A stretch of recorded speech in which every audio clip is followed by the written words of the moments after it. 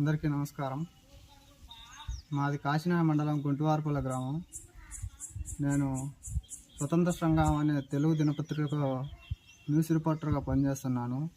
అయితే ఈ గ్రామంలో సర్వే నెంబర్ 171/1, సర్వే నెంబర్ 174/1లో దాదాపు 12 ఎకరాల వాగుపరంపాకు భూమిని బోయల్ల ఓబుల్రెడ్డి, బోయల్ల నరసింహారెడ్డి అనే ఇద్దరు వ్యక్తులు పూర్తిగా ఆక్రమించేసి అవినీతికి పాల్పడ్డారు.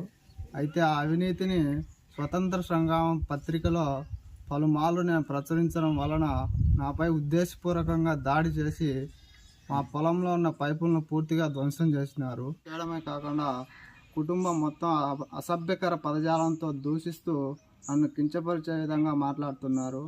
ఇప్పుడు మా పొలంలో 2 ఎకరాల మిర్చి సాగు చేసుకుంటున్నాను. పూర్తిగా కాపుకొచ్చిన సమయంలో ఉద్దేశపూర్వకంగా పైపులు పాల్గొట్టడం వలన మా పంట పూర్తిగా నాశనం అయ్యే విధంగా చేయాలని చేస్తున్నారు. ఇలాంటి అవినీతిని బయట పెడుతున్న విలేకరులపై ఇలాంటి దాడులు జరగకుండా ప్రభుత్వం చర్యలు తీసుకొని ఇలాంటి రౌడీలను, గూండాలను కఠినంగా శిక్షించాలని కోరుకుంటున్నాం.